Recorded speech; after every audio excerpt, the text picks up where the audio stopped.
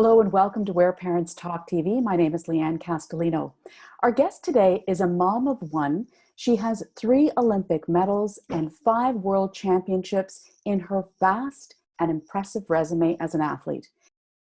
In September of 2020, she published her first book entitled The Role I Played, Canada's Greatest Olympic Hockey Team. We're delighted to welcome Sami Jo Small. Thank you so much for having me, Lianne. I appreciate it. Sami, I wanted to start first of all with what is the impetus or what was the impetus for your book? So initially, to be honest, I work as a professional speaker and most speakers have a back of the room book. I just kind of thought that that was going to be the next step in my speaking career. So I set about writing a book to simply sell at the back of the room. But in writing it, I realized that the stories were bigger than me. It included more than just me. And it was about these amazing women that were strong and resilient and had gone through so much adversity to just be able to play the game. And I really wanted to take my time with the stories and get them right, because this is really a segment in history that I think has been forgotten. And while people might know our big names like Cassie Campbell or Hayley Wickenheiser, people don't really know the actual characters and the players that played on that team, let alone the people that narrowly missed out on that team. So it morphed into, I think, a much bigger project for me. And in the end, it took me 10 years. I mean, I started and then you get pregnant, you have kids, and your world turns upside down. And it wasn't really until she started kindergarten that I had this manuscript on my shelf, and I thought, maybe now is the time. And any parent can attest to suddenly you have a day free like that. That just hadn't happened, and so that's when I sort of got back into it. About it, she's now in senior kindergarten. And yeah, it's given me some time to be able to do this. And it has been definitely an interesting 10 years as the book has kind of morphed into what I am now really, truly proud to share with people and share these amazing women that I'm so grateful to call my friends. That is an amazing journey. 10 years of having this kind of on your mind. And then, going through the process of putting it together in fits and starts, I'm assuming. What did you learn about yourself as you reflected back on all these experiences that you've had? And there were so many of them. I mean, how'd you go about starting this even? For sure. So it was certainly a cathartic experience. When I first started it, it was basically just a brain dump, get it out on paper in a chronological way. The first writing, the first draft was terrible writing. I realized I wasn't a very good writer. I was an engineer by trade, and I didn't really have much expertise in this area. So I went back and took some classes and learned how to put myself in the story, learned how to make the reader be there with me so that it could evoke emotion for them. And that's really what I wanted. But when I started that process and started to really get into each story, I felt it all over again. So my poor husband, I'd go to bed mad or angry that I'd just been pulled from a game or I had a terrible game. And he's like, that's 15 years ago. Like you need to get over it at some point. And so it was certainly a roller coaster of emotion. Once my daughter, we put her in daycare the year before kindergarten just to kind of get ready for school. And once she went to preschool, I tried to sort of carve out 2 hours every day just to be able to write or edit or sort of go through it. So I tried to get a little bit more of a semblance of a pattern, and that really helped too, because I could write a bad story and then I could write a good story, or a sad story and then an exciting story, so that I would end on a high note and not be mad and bitter for the rest of the day. It is a process, isn't it? For sure. Let me ask you, have you always wanted to be a mom? Yeah, I mean, for sure. I mean, I grew up in a really amazing family. And it was something that, was always in the back of my mind, but as athletes, as female athletes, it's hard. It's, when you're within the national team program, your spot is very volatile. It's, you miss a training camp and somebody else takes your spot. And if they're better, they take your spot forever. So it's certainly something that I've always wanted, but this career path that I chose also meant that I couldn't really do it until later. We've had some amazing women, notably Becky Keller, who played on the team, gave birth twice and came back to be a star defenseman, having won 4 straight Olympic gold medals. She's just absolutely incredible. But it's a rarity. And in fact, some of the women got cut while they were pregnant without even getting a tryout coming back. So, we saw that from the outside, and things have changed, certainly within Hockey Canada. And I think the women now have voices and have written it into their contract that pregnancy is not the same as an injury. But that certainly didn't feel like the case back then. So I think we saw it and we realized, you have your career and then you have your family. And now that's changing. And people like Megan Mickelson, Megan Augusta, Shannon Sabados just had a baby. They can do it and continue to play hockey. And it's not unheard of or this big story that the athlete has come back from giving birth. In fact, after I gave birth to my daughter, I continued to play in the Women's Professional League. And that was the story. And while I see it as a huge accomplishment for sure, physically, I think so many women go back to work. That's just a normal everyday occurrence and they're not celebrated or heralded, and it's just as hard for them. And so I'm hoping, while I'm proud of that, accomplishment, I'm hoping that will just be the norm and not something that has to be talked about anymore. But little kids can be running around the hockey rink and their moms are on the ice. Well, it's so interesting. Not only are they just expected to go back to where they were, but they're expected to pick up where they left off. Not understanding that you've been through a physical trauma, you've given birth, however it is, the emotional piece that comes with it as well, and it just has to be that much more complicated for a high-level athlete. Well, for me, I wanted to go back to practicing to have some time to myself. That hour that I would go to the rink was a nice solace. My husband is also a Olympic athlete. So he's a Paralympic athlete, and he's vying for his 6th Paralympic Games. So he's quite accomplished, and incredibly supportive of understanding that balance is super important in anybody's life, let alone a mother's. And he was in such a different situation as a father. A week after our daughter was born, he had a tournament in Italy that he couldn't miss. That just, you miss it and somebody else takes your spot. And so I felt terrible for him, because here is this amazing child that we've brought into the world and he has to take off. And I think not enough is said about fathers in that situation. And I'm glad that during this Stanley Cup final, you see some of the videos of the kids reuniting with their dads and just how exciting that is. And, it's something that's really tough on the fathers, because as mothers, I think we are given much more leeway in those instances, but they are not. It's, they've already given birth, so you can come. That was sort of the expectation. So that was hard on him. And, but yeah, I think both of us have been incredibly supportive of each other in our endeavors. And the great thing about being a professional athlete is that you have time. You have time to actually spend with your family and be there. And so he can be a full-time dad while I'm a full-time mom, while we still do these other things as well. It's so interesting. 2 parents, high performance, elite level athletes.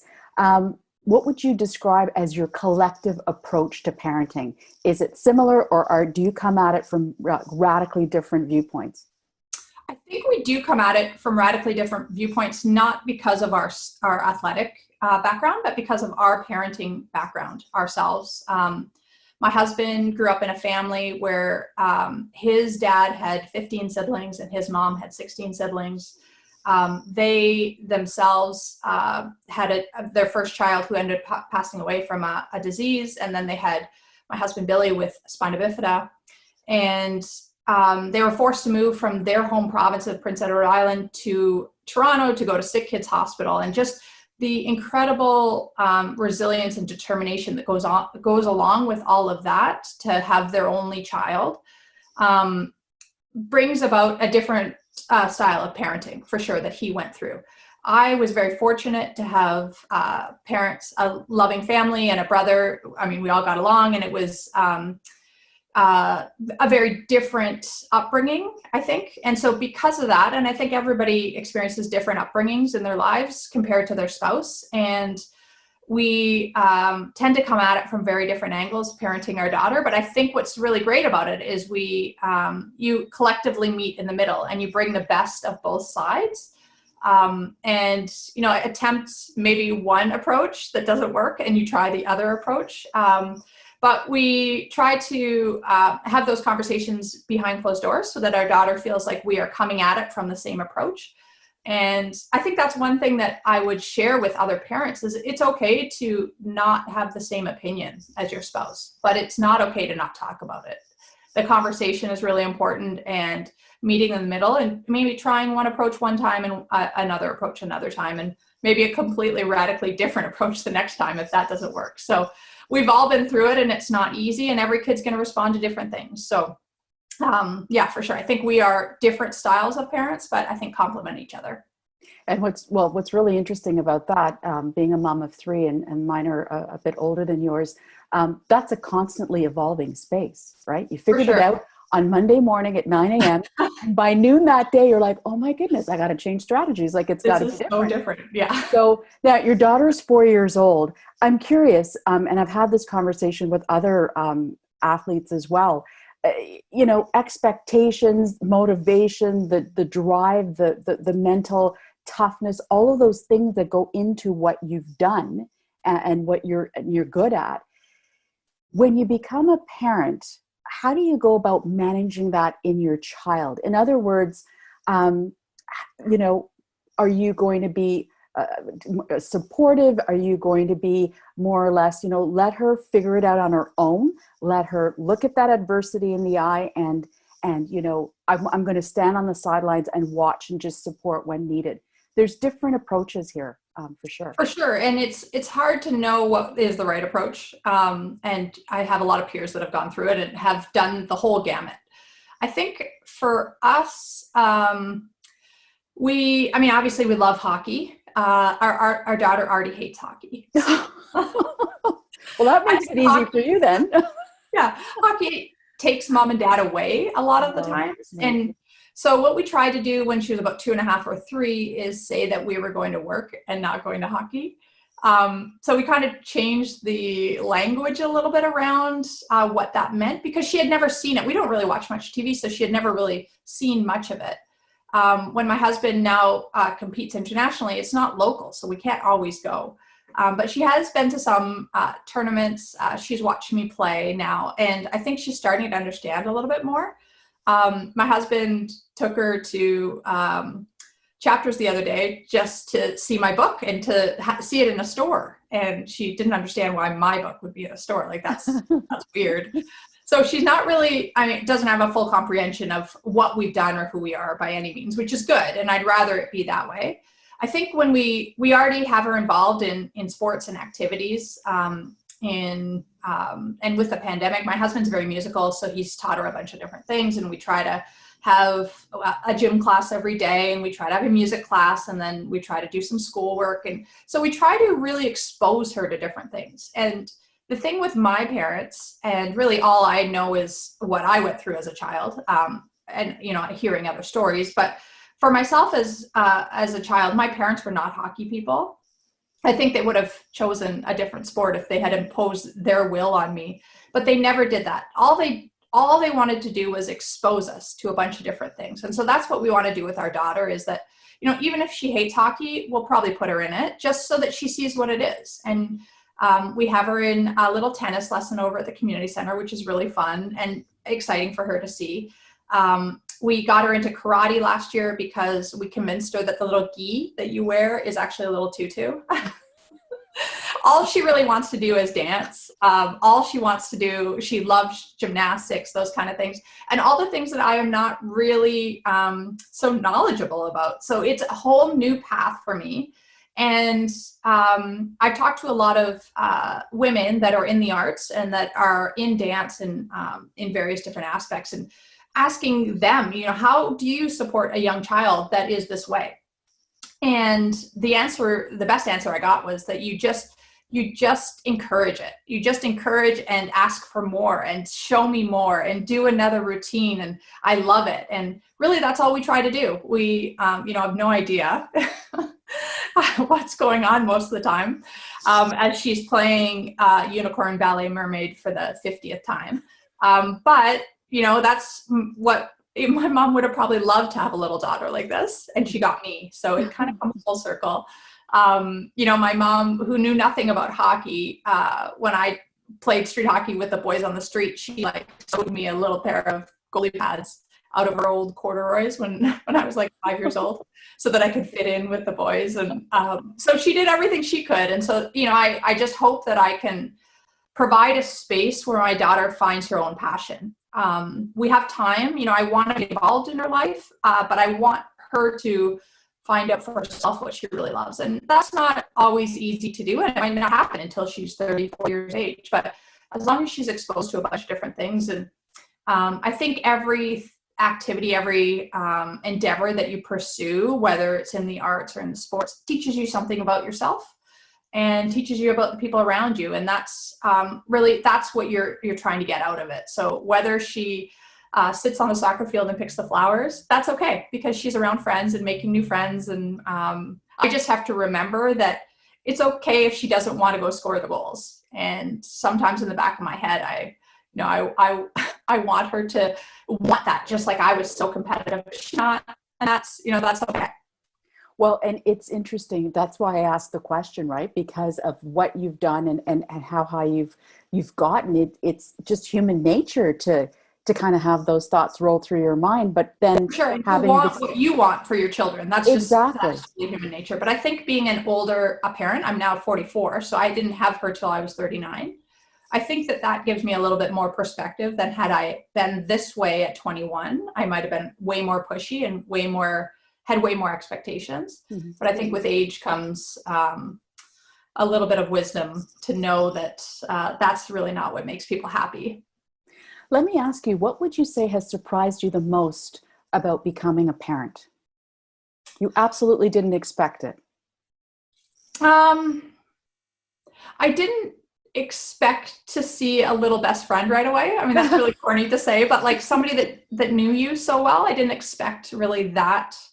Everybody talks about the love for their child and how that just is transformative. And for sure that is the case. But I think it's really that instant friend that I didn't really, and I don't say friend in a peer sort of way, but somebody that just sort of intuitively knows you. Has really been interesting to, get to know as she grows. And then other than that, I think the time, the time, not only the time that it takes, but the time that you are just fully engrossed in the moment. The days seem endless, but that the time passes so quickly. And, everybody says that to you, but you really are fully immersed in that moment, and that you can make yourself into whatever they want to be. I didn't think I would be very good at playing mermaid, unicorn, princess, invisible for the 50th time, but you become good at that play, and you become sort of immersed in the moment with them. And that's been really great for me. It's almost meditative because you're just in the moment. You're not thinking about anything else or work or the rest of the world. So that's been really fun. Well, and it's interesting because I think sometimes we forget what children teach us, right? We're so focused on being the adult and being the educator of, for them, but the reverse. I mean, I think about my own parenting journey and the things that I never thought that my kids would teach me, and it's constantly happening. And sometimes it's subconscious too, right? But it's happening. How old are your kids now? 23, 20, and 16. Oh, so they're like real people now. Yes, they are grown adults for sure. Too. Now they're able to pass judgment. I think that's the one that I'm scared of, is when she can actually pass judgment. She already tells me that I don't dress pretty because I wear a black or red, and I don't. Mommy, you need to go put something pretty on. You got to find that too, Sami Jo. um, let me ask you, it sounds like you had a wonderful upbringing and clearly very understanding parents who, if you're saying they didn't know much about hockey, watched their daughter get to the highest level in that sport in this country and in the world. Would you do anything differently in terms of how your parents raised you and how you're going to raise your daughter? I don't think I would do anything differently. I think the tough thing that, I think my mom, she had to move from Toronto to Winnipeg to marry my dad. And I've moved from Winnipeg to Toronto to get married. So we're away from them. So that's been a tough part of the journey, but we've made it work because I run a hockey school in Winnipeg. They're out here for birthdays and celebrations. But now with the pandemic, it's meant almost a year away. And that, well, it's tough on my daughter. I know it's really tough on them to not see that. And my brother and his family are still there. So the closeness and proximity to the next generation is something that I think is hard to recreate. My husband's mother just passed away. So that's something that is obviously tough on the family, but his dad and stepmom are still in Guelph, and with the pandemic is the same thing. It's just been connecting to that next generation. And I've been taking a Indigenous class through the University of Alberta, and what I've really learned about the Indigenous communities in our country is just that that learning and teaching that happens between the generations. And I wasn't really privy to that growing up. So, I saw my grandparents, my dad's grandparents lived in Winnipeg. But I didn't really know as much about them. That's the one thing that I want to instill in our daughters, that intergenerational learning that I think happens for many cultures around the world. But in Canada, I think we, as settlers, have sort of missed out on that. Perhaps that, leaving mentality, you're moving forward, you're here, you're in a new place. And so I want to try to recreate that as best we can, given the circumstances. But that's, means a lot of FaceTime. It means that I have my daughter drawing a lot of pictures for them, and trying to have that communication go back and forth. It's so true and very interesting. And I think the pandemic actually in many ways is going to have a say in that, in terms of how Canadians view how we treat our seniors, right? We've seen that being sort of analyzed in very different ways. But yes, European countries, Asian countries have a very different take on that. And it's very powerful, the learning that goes on between those generations. So thank goodness for FaceTime, right? I know. I mean, that's probably the reason why I didn't know my grandparents as well. We didn't have that. My mother's parents lived in Toronto, so you have to visit them in the summer. That's when you can see them, Yeah, so it is amazing the difference that we are living in today. Before we let you go, Sami Jo, just wanted to ask you a couple of quick questions. What do you want people to leave with after reading this book? Well, I think the book is not just for hockey fans, but really for any fan of women pursuing excellence. And the biggest message in the book is, the title is The Role I Played, but that really is morphed from, I work as a professional speaker, and from the stage, my mantra is that we don't always get to choose the role we play, but we always get to choose how we play it.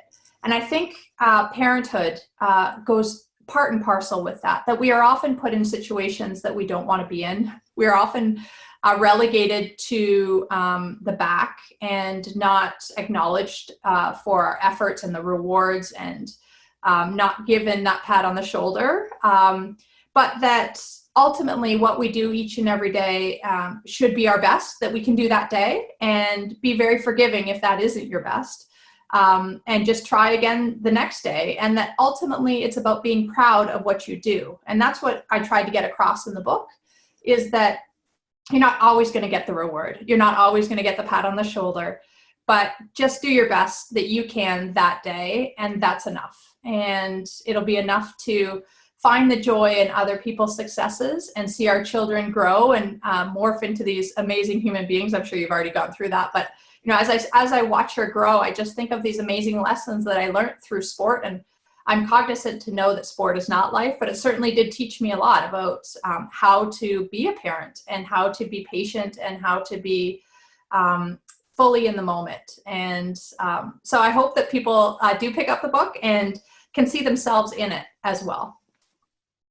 Well, I look forward to reading it on a personal note as somebody who keenly followed the teams that you played on all those years and still continues to follow sport at all levels. And my kids are obviously also involved in sport. We're kind of like sports freaks in our house. But what do they play? What are their sports? Well, they all play hockey, ball hockey, soccer. What else do they play? They also coach the boys. My two older ones coach as well. What do you play? Do you play sports still? Or I play ball hockey. I wanted to be a professional tennis player as a kid. Oh, cool. And so, if I could skate, I would have done that, but they put me on skates too late. But my entire life has revolved around sports in some way, whether it's my career or my personal life. We don't watch much TV. We watch sports, or we're at a sporting event. Awesome. But I wish you all the best. And one of the things I wanted to ask you in conclusion is what else is next for you? Because you've done so much in not just as an athlete, but in the world of sport, whether it's, co-founding the Canadian Women's Hockey League, being an instructor, all these different things. Is there something that you haven't done that you'd like to do? Well, thank you for those kind words. I don't know. I mean, I think that opportunities in life presents itself. I love working as a professional speaker. I mean, I love being in front of different audiences. So I do hope that aspect of our speaking world comes back. Obviously, I do virtual presentations now. It's just not the same. As you know, being a podcaster, being with somebody is very different. So, what's next for us? I guess it's raising this amazing little girl. My husband would love if she became a tennis player. He plays a ton of wheelchair tennis, so he's a wheelchair. He loves it. And we're members of the Ontario Racket Club, and he would love it if she became a little tennis player. And she so far loves the little outfits. So we'll see if we can back to those outfits and the fashion, right? I love that. I know. I don't know where she got all of that from, but that's funny.